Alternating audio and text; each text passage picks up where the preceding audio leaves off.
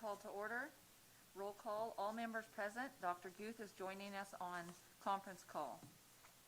Hello. No public comment. Adjourn to closed session.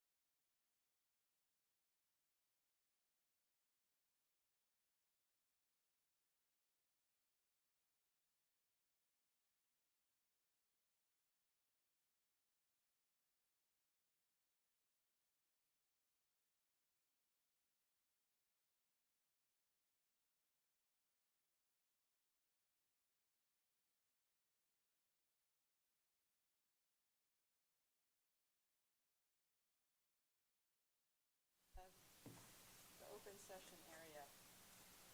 Okay? Reconvene to open session. Mr. Burton will lead us in the Pledge of Allegiance. Ready, begin. I pledge allegiance to the flag of the United States of America and to the republic for which it stands, one nation, under God, indivisible, with liberty and justice for all. Please remain standing for a moment of silence.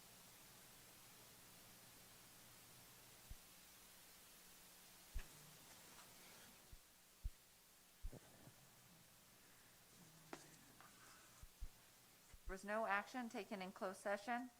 Call for an adoption of the agenda. Second. All in favor? Aye. Programs and presentations. 2019-2020 third interim report. Mr. Sanchez?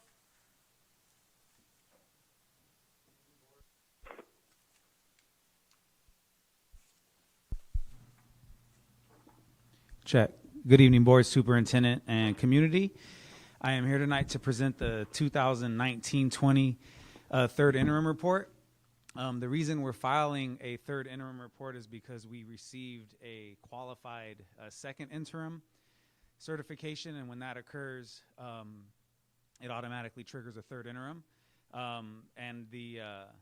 We initially had filed positive, and I think that comes up later as a discussion item, and the county overturned the positive certification in preference for a qualified, and I'll discuss the reasons, I think, when we get to that item. But nevertheless, here we are for third interim. Let me get this thing on. Well, you've changed it, 06755. Okay, so the objectives tonight are to communicate the financial certification for third interim, quickly breeze over enrollment and attendance projections. Haven't changed much, if at all, since second interim. We have MYP data analysis, continue to communicate challenges and pressure to budget, talk a little bit about debt, and then if there's any questions at the end, we'll take those. So this time around, we're submitting another positive certification to the county. Hopefully this one sticks.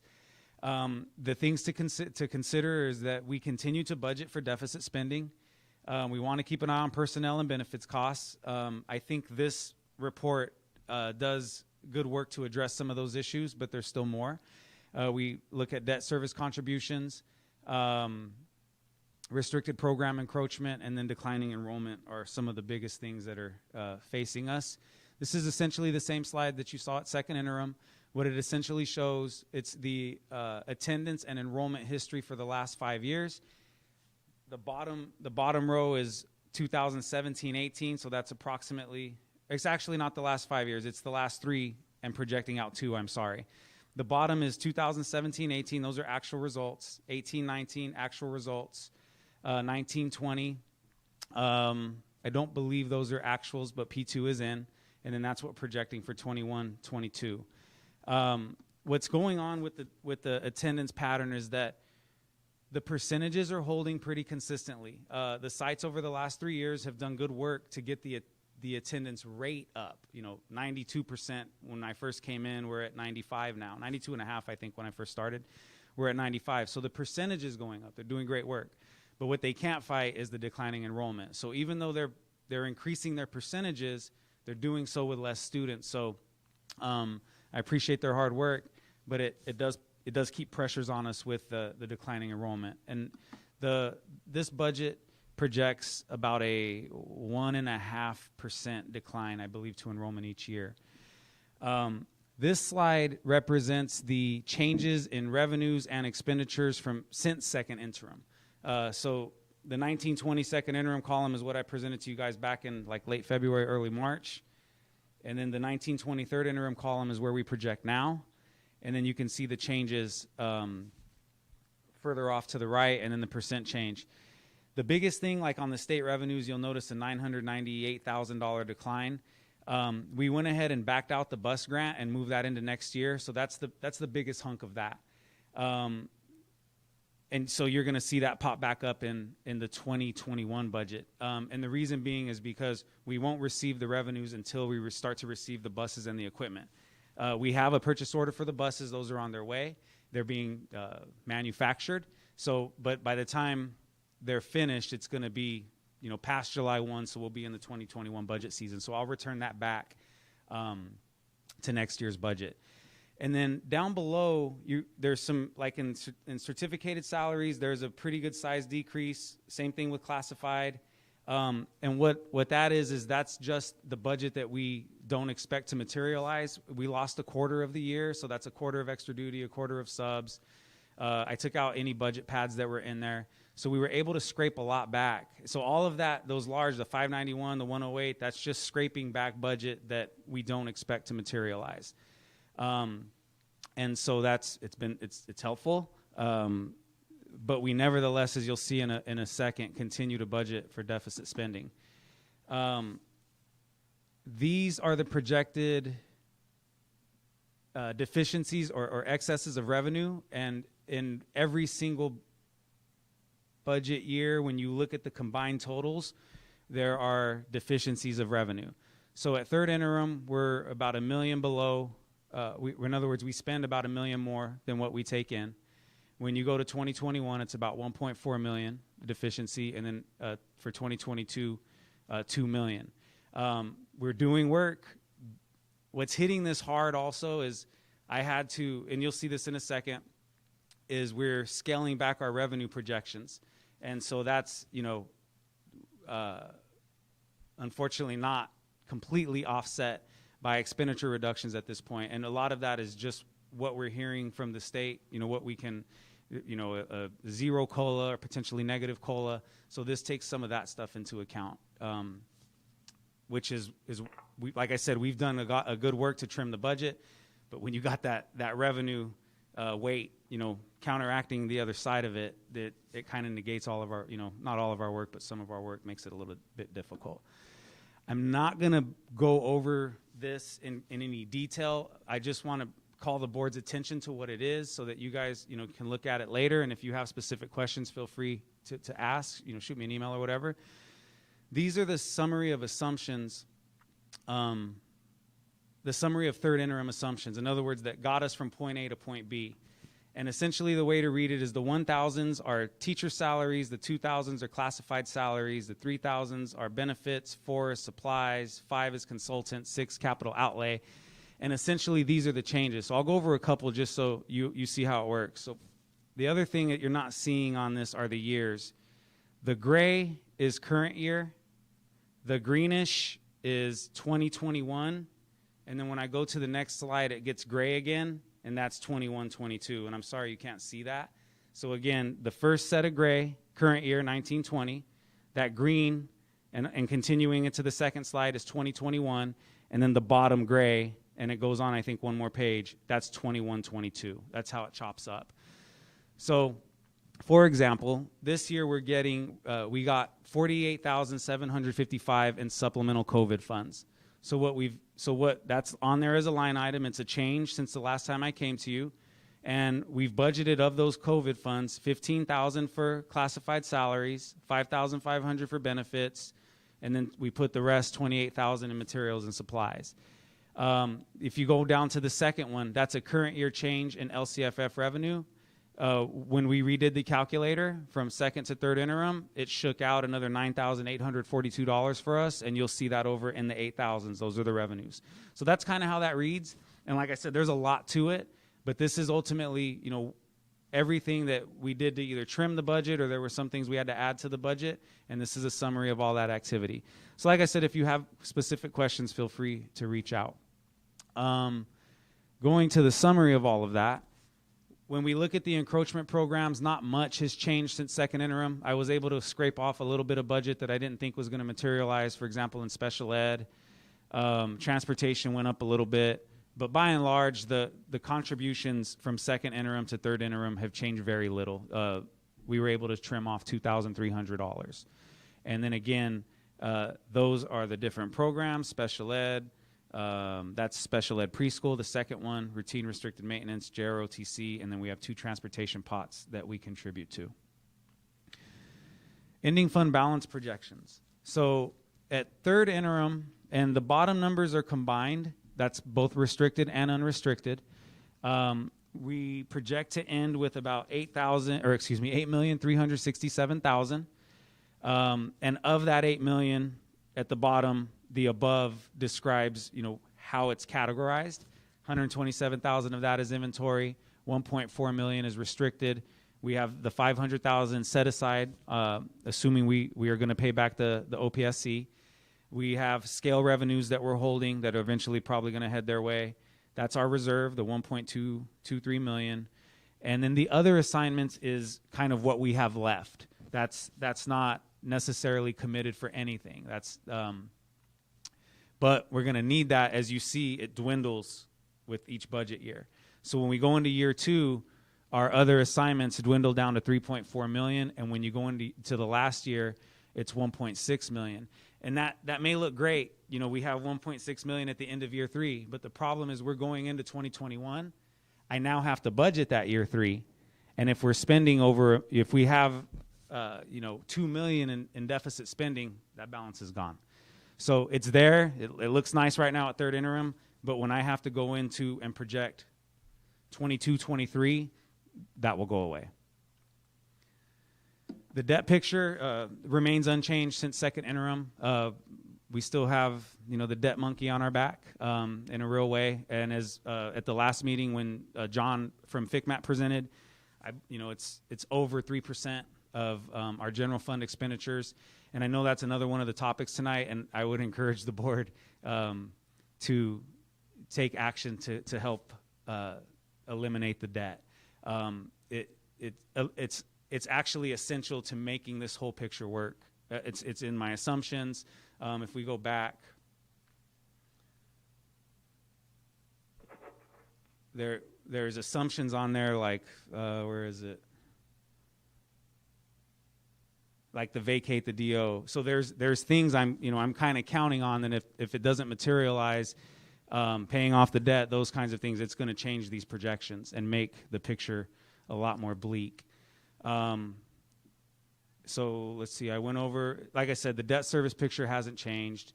We're about 6 million in debt with the COPs, maybe a little less than that by the time we end the year, a couple million or so in capital leases. But if we don't do anything to address the debt, it's going to take about $574,000 from Resource Zero next year, and then potentially more going forward. So again, it's important for us to deal with that. That concludes the report. Like I said, I'm optimistic. We've worked well as a team to identify areas where we can, cut the budget. There are, decisions I think going forward that we might have to make that might be a little bit difficult. A lot of it depends on obviously what happens. We're trying to be real creative with, taking advantage of attrition opportunities and things like that. We will continue to do so. But the other thing that this budget reflects is a 9 FTE teacher cut for next year. We were able to do that without laying off any teachers. And so that's been helpful. We're getting, class sizes kind of normed back to where they should be. And in order to make this work, assuming, no unexpected revenues come our way, we're going to need to address the classified by the time we get to 21, 22. And again, I'm not, saying what that looks like. Ideally, opportunities will come along that allow us to reduce classified staff through attrition opportunities. But nevertheless, 2021, we're making 9 teacher reductions or certificated reductions. And so in 21, 22, if nothing, if everything kind of holds status quo, we're going to need to look at the classified and try to, look at where we're over and scrape budget from those areas as well. Any questions regarding third interim? Yeah, Milton, with the current economic crisis, or the one that we're expecting to go into here pretty soon, will we be looking at reductions in LCFF also? I know that I read up to a -10 on right. COLA. So I believe the school services, a lot of what we ultimately rely on for some of our budget assumptions is the dartboard. And when school services presents the analysis of the governor's May revision, they then publish that dartboard. And the dartboard has the COLA projections. And so this budget, the third interim budget, I projected a 0 I believe it's a negative COLA for next year, and then a 0% COLA for the last year. So that's where you saw, you know, let me show you real quick. What does negative COLA mean? Negative COLA means negative money. I'll show you in just a, is Dr. Guth able to see? Okay, so on Dr. Guth, on the slide that's called the summary of assumptions,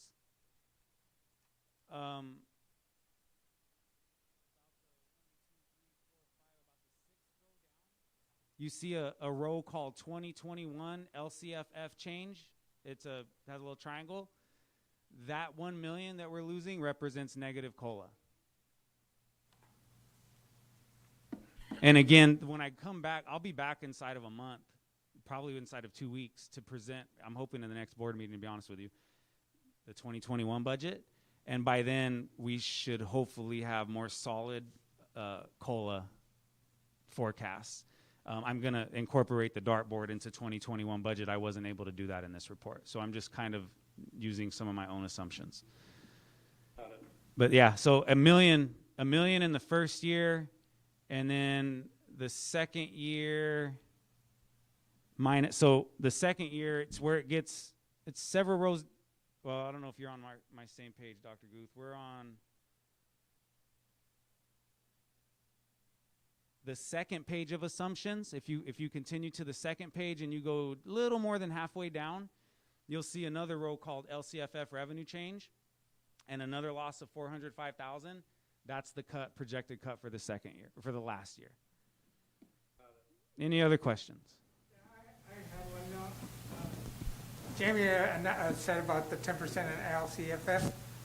That's what the governor proposed or something like that. But also he going to do cuts in Proposition 98. How would that affect us? What I think the thing that we can kind of expect there are deferrals. In other words, I'm hoping there's no, cuts in that way to our funding, but what's going to happen is it's IOUs. The state's going to send, they may not send us June till July or August. They're just going to start deferring our payments. And so the counteract for us is to watch cash, updating cash flow monthly. The district doesn't have a cash issue, but when that storm comes, we head over the falls, as Tracy likes to describe, and we get really into it, a couple years into it or things like that, cash could become an issue. So it's going to be important for us to watch the cash. But that's I think what I'm expecting. The worst of that is just IOUs. What I fear is those IOUs have happened in the past. They have. And what happens is they don't give you the 100% back. They only give you a percentage, which is the same thing like. Yeah, it's a cut. It amounts. It's a cut initially, but that's what has always happened when the state promises you something, they cut it. I've not lived through it. I've heard about it through colleagues and things talk about, that have been around for 10, 15 years. And again, for now in the near term, we have cash, we're okay. But we definitely need to watch it closely and then be ready to react depending on what the state does. I'm hoping we're not going to have to go into short-term borrowing or anything like that, but that's ultimately the solution. Is they have what are called like anticipation revenue notes or revenue anticipation notes. It's like a payday loan. I'm going to go down and I'm going to get $1 million right now because they know when my 1.6 million paycheck comes, but it's short-term borrowing. It's I would imagine it's expensive. Like I said, ideally we'll just be able to monitor our cash situation and keep everything under control. So the bottom line is, are we requesting a trans or not? No, at this point, no. We're like I said, our cash position right now is okay. I think it's just going to be something to watch in the next 18 months or so, depending on the direction of the recovery curve, or not the direction, but the shape of the recovery curve, how we bounce back. All of that, I think, is going to play into, We're a couple of years out. Yeah. I for the next year or so, I don't feel nervous about cash. Thank you. Good report. All good? Thank you. Thank you, guys. Mm-hmm. All right. Our hearing session. This is an opportunity for community members to address the board on agenda and non-agenda items. pursuant to the Governor's Executive Order N-2920 dated March 17, 2020. The board is authorized to hold this meeting via teleconferencing and to make this meeting accessible electronically to all members of the public seeking to observe and address the board. Members of the public are welcome to participate through the public comment process. If you wish to comment on an item on the agenda or within the subject matter jurisdiction of the board, please email your comments in advance to jmcbride@pvusd.us or contact us at pvusd.us. The public comment window for email submissions will open at 1 p.m. on May 15th, 2020 and close at 1:30 on May 19th, 4 hours before the beginning of the board meeting. We have one public comment tonight. This is Juan Ramirez, Partnership Specialist with the U.S. Census Bureau. First of all, I would like to thank you for allowing me to share this very important 2020 census information. There have been important updates on some of the census operations. I would like to announce that the decennial census deadline has been extended until October 31st, 2020. As of today, approximately 43.1% of Blythe residents have responded to the 2020 census questionnaire either online, by phone, or by mail. The goal is to have 100% response so that Blythe can receive their fair share of the $675 billion in federal funds and grants. That money is spent on school lunch programs, Title I funds, special education grants, services for limited English language students, and other vital programs. Residents may respond online at 2020census.gov, by phone at 1-844-330-2020 in English, or 1-844-468-2020 for Spanish, or by mail. I will also be conducting self-response webinars in the near future to assist district parents with their census questionnaires. I will email 2020 Census self-response webinar information to the district to distribute to parents. Thank you, and I hope you continue to encourage everyone to self-respond at 2020census.gov. Please feel free to contact me at any time via email or mobile if you have any questions. Kind regards, Juan Ramirez, U.S. Census Bureau Partnership Specialist. All right. Reports and communications. Board member report. Dr. Guth, do you have anything to report? Here, and thank everybody for all the support, and especially Janine and the tech crew to making this happen. I appreciate it. I appreciate all of you. That's all. Mr. Burton? I'll just wish Dr. Booth good, wish him well. That's all. Mr. Hernandez? I have nothing to report. Ms. Gutierrez? And I have nothing to report. The superintendent's report. I want to recognize our classified employees. It is Classified School Employee Appreciation Week. And our classified staff works very hard supporting our students, our staff, our community members, and our families. So I just want to say thank you very much to our classified staff. Also, let everyone know that on June 3rd at 6 o'clock, we will be having a promotion ceremony for 8th grade. It will be a drive-through promotion ceremony, but our principals and 8th grade teachers have worked hard to set up a recognition of our 8th grade promoting into high school. That will be June 3rd. And on June 4th, we are going to have Twin Palms graduate ceremony starting at 8 o'clock. And the high school, for Palo Verde High School, will be on June 5th. And the processions of our graduates will begin at 5:30 and will be a procession through town and into the Scottsdale area. We have no reports of associations. Martha will now read our consent items. L1 minutes. L2 personnel report number 2019-20-17.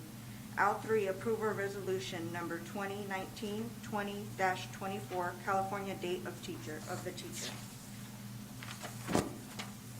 L14, approve a resolution number 2019-20-25, classification school employee week. L5, approval of agreement with Brandon University for supervised field work. L6, ratification of purchase order listing for April 2020.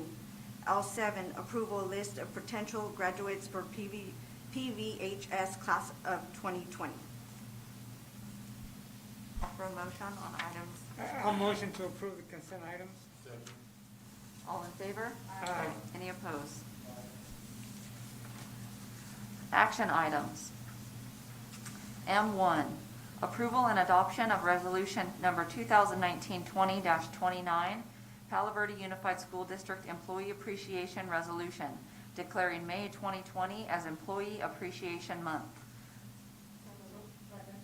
Questions or comments? All in favor? Aye. Any opposed? M2, approval of 2019-2020 third interim report. Call for a motion to approve as amended. Second. Questions or comments? All in favor? Aye. Any opposed? M3, approval of resolution number 2019-20-28, authorizing the issuance and sale of general obligation bonds, election of 2018 Series B in an aggregate principal amount not to exceed $9 million, and approving related documents and actions. Call for a motion? Second. Questions or comments? All in favor? Aye. Any opposed? M4, approval of bid award for PVUSD site security project. Call for a motion? Second. Questions or comments? I just had one, on the base bid, we have $469,500. On the printout that you had in the attachment, you had $4,608,500, so I don't know if it was error. I'm not sure.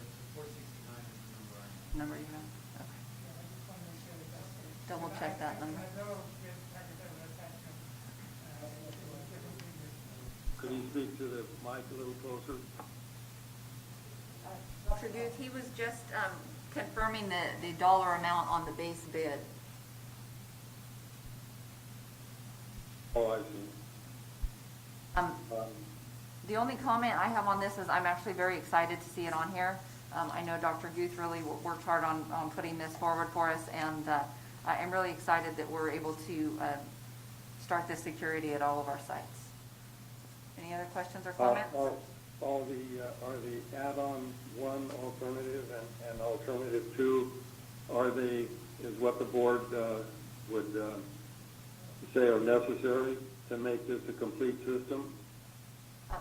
When we discussed it last time, those are gates.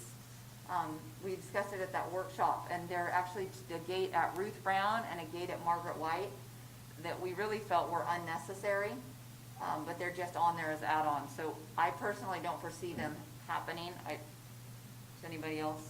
Well, I just want to approve the base bid, not the alternates. All right. Any other? I don't think.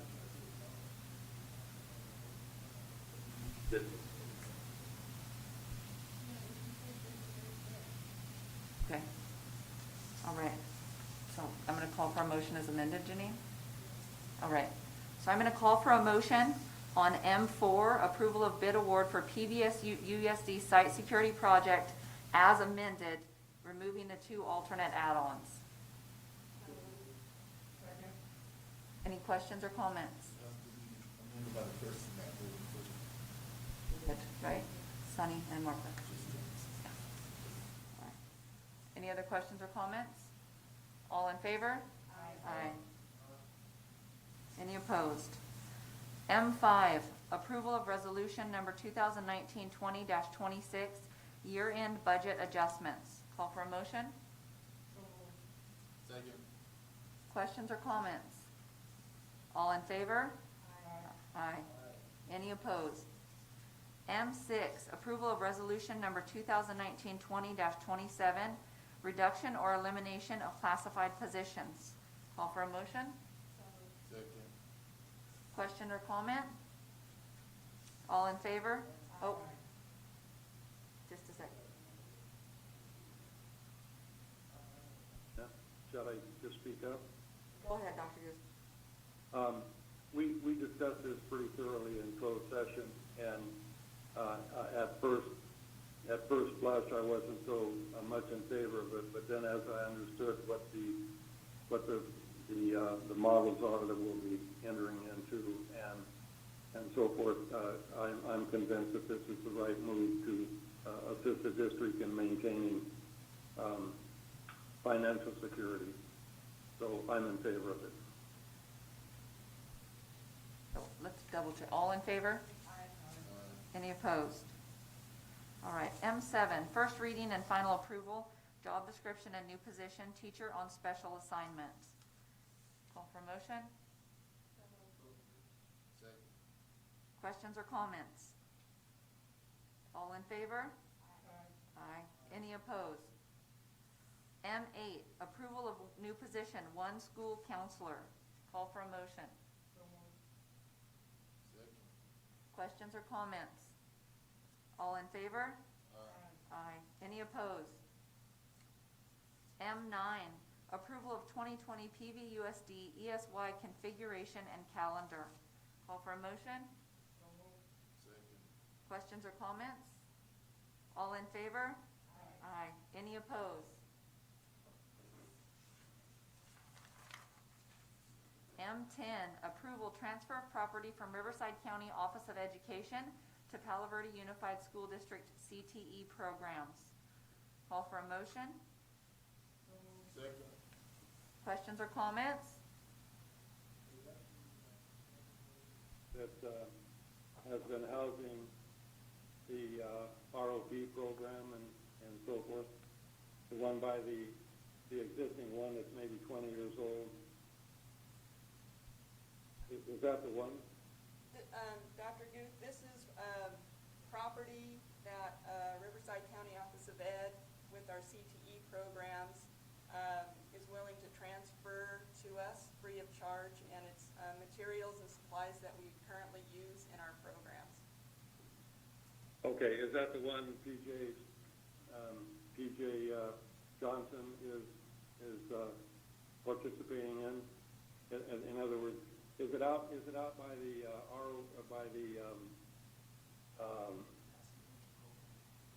not the farm, but the Yeah, the computer science program. This is actually ag-related materials. and does it also house the severely handicapped special ed students? Yeah, it's not property. It's things like. It's not real estate, it's personal. Yeah, it's not real estate property. It's. Oh, I see. Okay. I now I understand. Okay. Okay, I'm for it. All in favor? Aye. Any opposed? M11, ratification of service agreement and quote with Zoom Video Communications. Call for a motion? Questions or comments? I just had a question. I'm not sure what this is. Could you kind of explain something about this?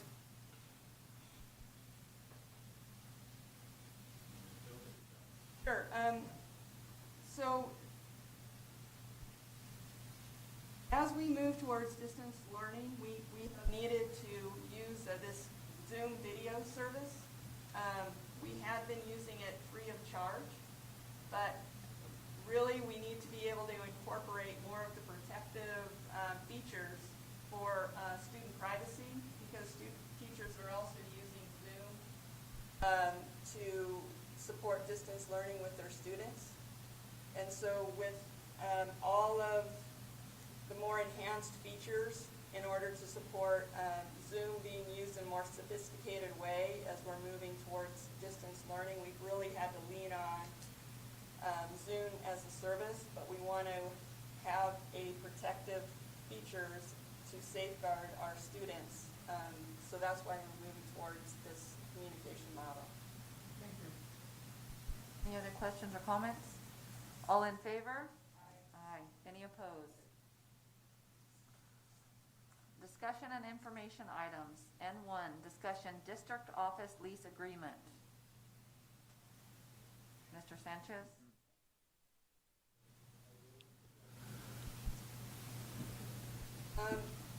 Yeah, so it's in the discussion item, so. Well, so to discuss it, how much is it, how much is the move and the alterations and so forth necessary?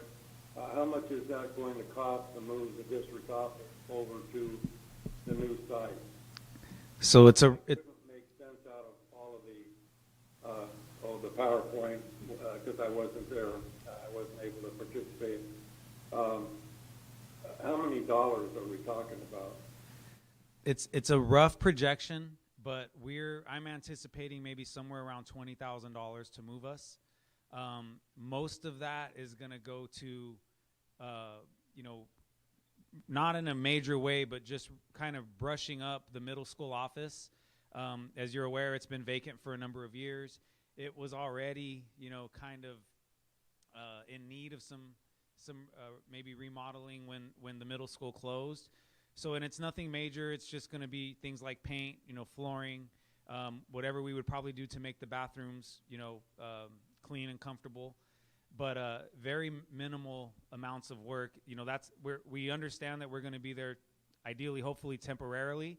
So the whole goal of this is to save money. So our expectation is to put the minimal amount in that we need to function, which for us we think, like I said, rough projection, but somewhere around 20,000.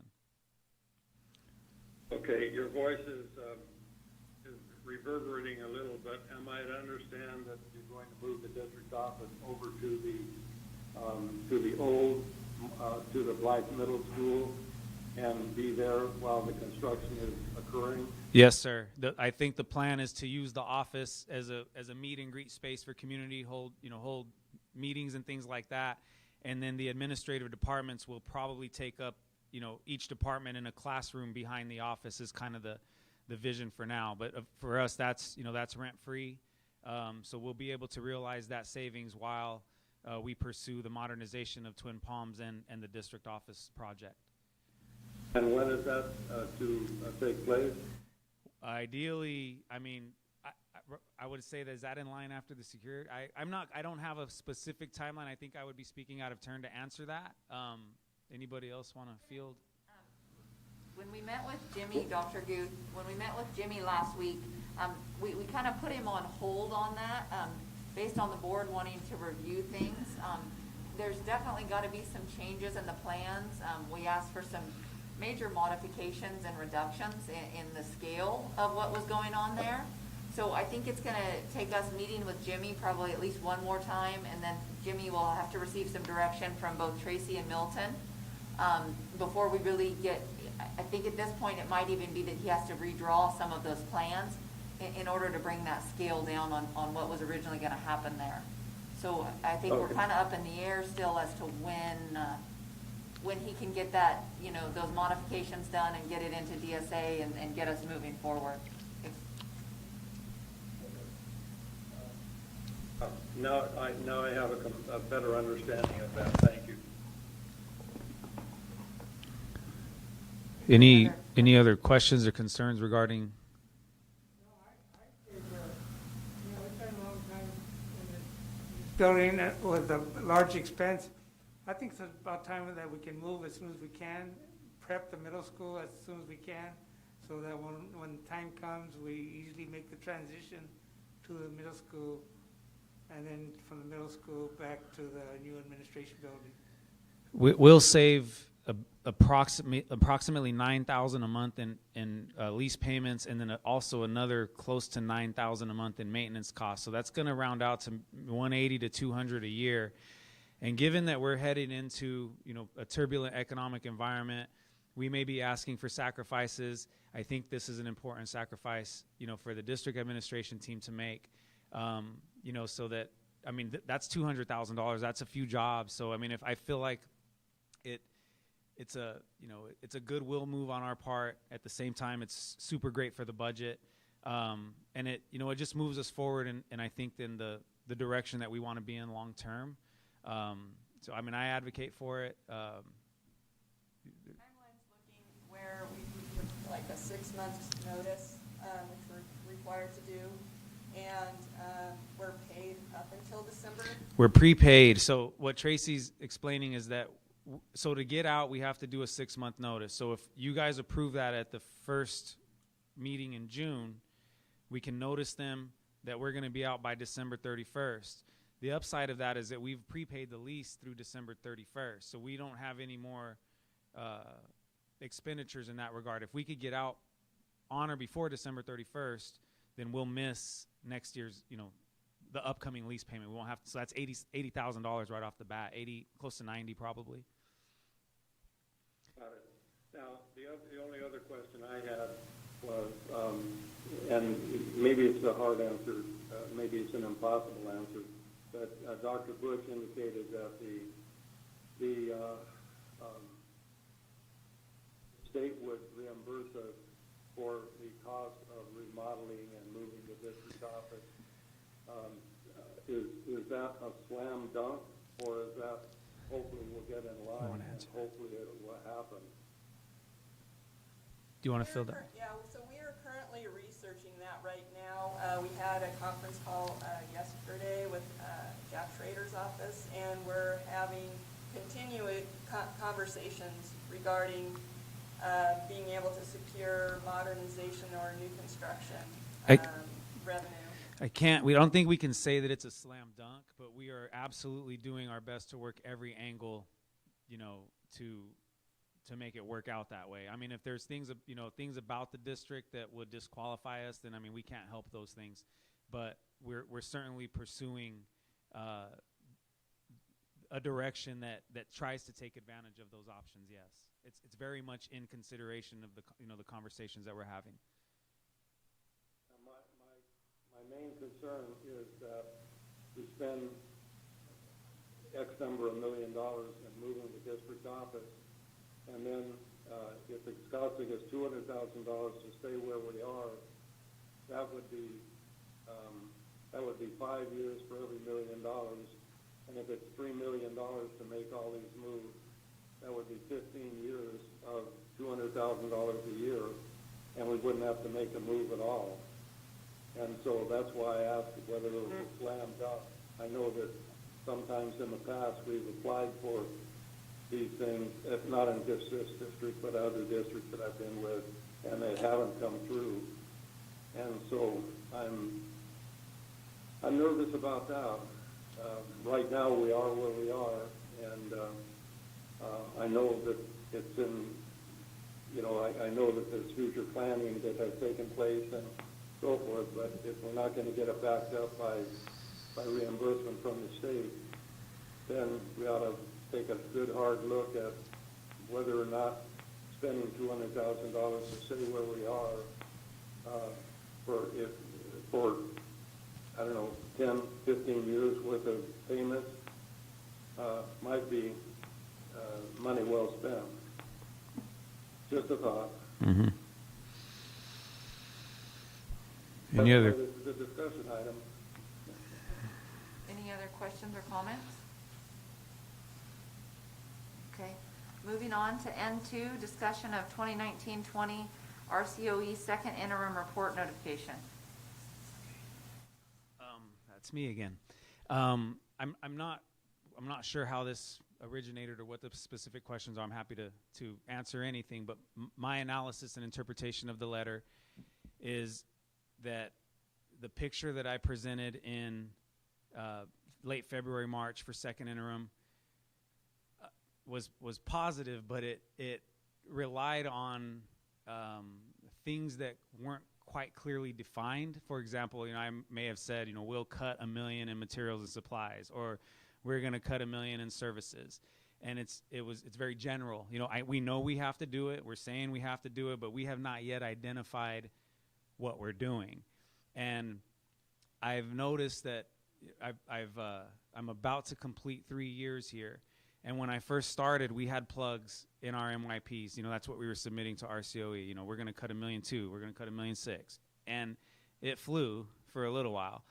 What I'm the kind of the squeeze that I'm feeling is that they're no longer accepting generalities. They want, actionable, actions. They want things in that MYP that would really, that are tangible, that we can see really happening.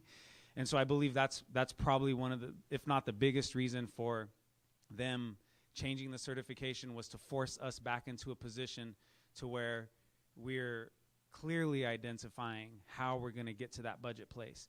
And I think the report that was submitted to you guys tonight is a good step forward. You'll see on that list of 3 or 4 page list, you're going to see it's maybe a little bit codish for you guys. That's why I said if you have clarifying questions, feel free to ask. But nevertheless, those are specific actions. We're eliminating 9 FTEs. Where if we vacate the building, that's actionable. So that I think was, in my head, one of the biggest reasons for the switch of certification. And then there were some assumptions in there that I know they didn't agree with. But I think the biggest thing for us is we're going to have to get away from the idea of budget plugs. And instead of saying we're going to cut $1 million, we need to show them exactly where that $1 million is coming from, or at least in a roundabout way. The other thing they're asking for, and for me, that's it. This one's hard. It's kind of realistic. Like, I'm not saying it's unrealistic, but it's hard for me. Is the things that go on those, they're asking that they be board approved, and some of these things are a little far out that I think it would be presumptuous or too premature to take action on things that it may not have to work out that way. So that I know that's going to be another concern of theirs. But ultimately, what I think the message is that they just want to see clearly what we are going to do at Palo Verde Unified to bring the budget, back to a good place. Right, I think you presented it tonight very well. So. Thank you. Any other questions on that letter? Qualified and positive means? Yeah. So the biggest difference is when you look at your ending fund balance. And particularly on the unrestricted side, we have 2 fund balances. There's the restricted fund balance and the unrestricted fund balance. But essentially, when we project out 3 years and you look at the very end of it, you need to have some fund balance left over. Even if you had $1, as long as you made your reserves, you met your expenditures, you made your reserves, and even if there's $1 left, you'll be positive, because that means you can cover all of your obligations, albeit we only got $1 left.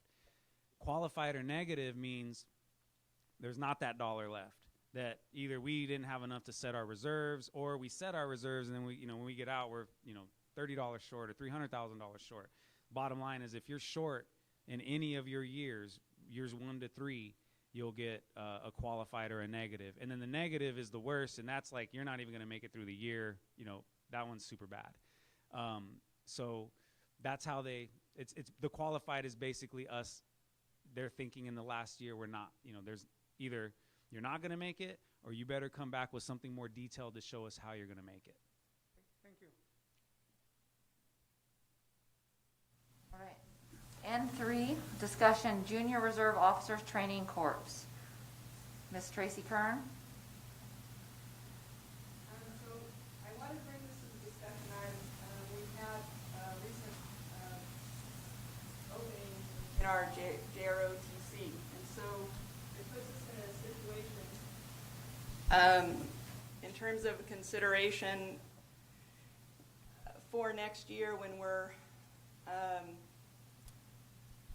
possibly needing to fill this position and this looking at the viability of the program, which has been a very important program for our students, but in a situation where there's so much uncertainty on how next year is going to go, and the JROTC program requires 2 instructors, 2 teachers for that program. Just wanted to bring it to your awareness and consideration in the discussion of looking at the JROTC program, possibly looking into military science. There's military science academies in Riverside County. The requirement is one instructor. It is not a CTE pathway program, but there's specific curriculum, California Cadet Corps curriculum, that is associated with it. The other consideration could possibly even be a law enforcement academy.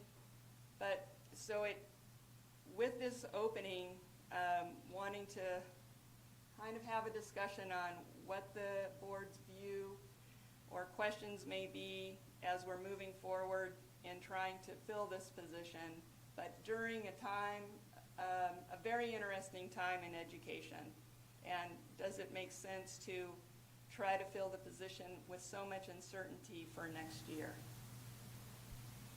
I have a question, Tracy. You mentioned the military science program.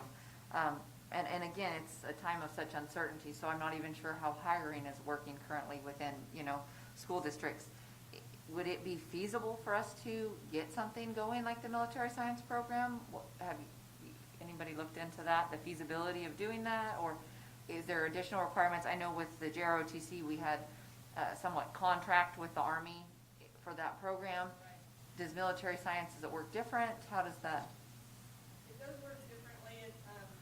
There is a set of credential requirements that's unique to that program, but there are models within our county on the military leadership academy that we can reach out to and kind of align with. But I wanted to bring, it's kind of a time to pause and consider what the program that's going to best meet the needs of our students. GROTC has done a fine job. Our students have really enjoyed the program, and typically when they enter, they end with that program. But it's still a partnership program with the Army, and at the same time, trying to find 2 teachers to run the program. And in a time of, in the time that we're currently in, I'm saying, does it really make sense to try to fill this position when maybe we could pause and really consider, or I can really research and bring back to you what I'm finding in terms of offering the programs for our students? Well, I think, JROTC's been in existence for quite a while, but in the past, we never had 2 instructors, from the military. We always had one. I remember one was a colonel that even came down and taught for a couple of years. But I think what happened with this JROTC, I think we have too many instructors for the amount of students we had. We started out with quite a few, and now we ended up, I think, with 77, which seemed to be the ratio between the teachers and the students was great if you compared to our teaching staff that require to have a certain amount. So we may look at maybe, reducing the JROTC, and I think that may help too, because the JROTC has been a good program for a lot of years, and I think maybe we ought to look at both options to see if we can do one or the other, or maybe neither. And just brainstorming, but I'd like to speak to the program when you get a chance. just brainstorming. May I speak to it? Sure, Dr. Booth. Okay. I was just thinking when my son Tyler, who's now about 34 or 35, was in the JROTC program. He was second in command, and he was kind of a fun-loving, non-academically oriented person when he went into the JROTC, and it turned him around. I remember when I got out of the car with him at the Kmart parking lot, and Colonel Finkensteiner, or somebody, what the name was across the way and getting out of his car. He said, "Hello, sir." I looked over and I thought, was that my son? And so I watched him grow in ways that I as a father, could not have instilled in him, I think. It just changed him. He now is about the fourth person or fifth person down from the top in a $50 million construction company. He's respectful. He learns so much in that program. I wholeheartedly support the JROTC program and would hope that we find 2 instructors that could continue the program. And every time I turn around, there's the ROTC is being represented at the opening of various meetings, and the kids in their uniforms they're just showing degrees of respect that are not current in our current society. And I would assume that if we work closely with the government, with the Department of Army, that we'd be able to find 2 good instructors. And these last instructors have been with us for probably 15 years or so, if not longer. And I'd really support this program. I would give this program as high a rating as just about any program that we have in the district. Maybe not counting the ag program. The ag program I would say is second to none. But I would hope that we'd not do away with the JROTC program. I just wholeheartedly support that program, and would hope that before we make any final decisions on it, that we are in contact with the Army and find out what the possibility of retired or available Army personnel are that could fill those positions. That's all. Milton has a comment. I have one quick comment, and again, hope I'm not speaking out of turn, just brainstorming. But as the CTE program we're trying to build, in my understanding, there's a public services pathway, and that could lead to law enforcement. I think it instills the same set of values that Dr. Guth is speaking to: respect, honor, service to community. And through again, brainstorming, but through that pathway, we could graduate students ready for law enforcement careers, once the program is built and developed. I also think that we might have more interest at the student level. So again, just brainstorming and considering alternatives. That's something we'd have to build. It would take work, but I just wanted you to be aware that there may be comparable kinds of programs out there that, essentially lead our kids to more or less the same place. And in this case, even further expands on the CTE piece. So just 2 cents. That was actually going to be my next question for Tracy. I guess, in my opinion, it'd be great if we had some more information. Maybe a little bit, comparing the military science to JRTC, this public services pathway, maybe look at those 3 options, or if there's additional options, kind of see, it would be nice if with the military science, it requires 1 teacher, you said, versus the 2.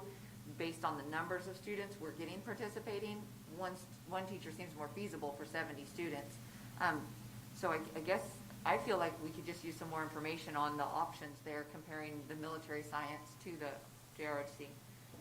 Martha, Sonny, do you have, Sam?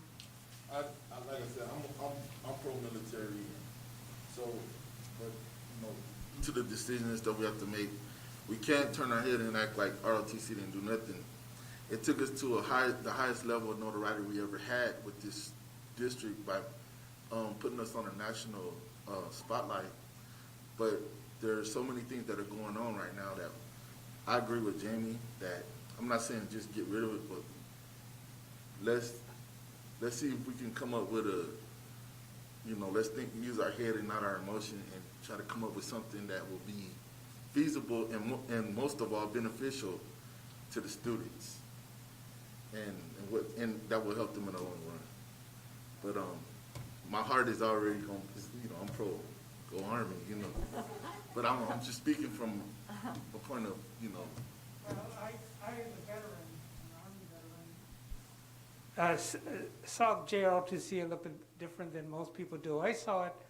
Some of these kids that went in there were pro-military when they went in, but then they saw the difficulty that you had to go through to be in the military, and kind of went in a different direction. But then I also saw those kids that went into the military with a much better understanding of what the military was. And some of the guys that went in there, some of them are even colonels now, high-ranking officers. It is a good program, but you know, for me it's hard to get rid of it because I am a veteran, and it's hard for a veteran to say get rid of a JROTC. One last comment on it, and I won't say any more. If you're looking at, let's say, preparing for the police, I'm not sure what you'd call it, like not police activity league, but the police preparing to become police officers. I would compare the Blythe Police Department or the Riverside County Sheriff's Department budget to the U.S. Army budget. I think the U.S. Army budget is a lot deeper and can provide more things from uniforms to rifles to and as well as personnel, as opposed to preparing for local police academies. I'm aware over at Clark Training Center, they have the Sheriff's Academy is preparing sheriffs over there, and our police department doesn't have the same kind of training, but they accept police officers from other venues, whereas the Army is the Army. I mean, the Army is worldwide and has a big budget and big dollars, deep pockets. So that's all I'll say on it. Any other questions or comments? Tracy, you good? How about if I prepare a presentation that compares each of the programs here, the Military Science Academy, Law Enforcement Academy through the CTE pathway, and then that way we can have more information moving forward. That's great, thank you. Yes, thank you.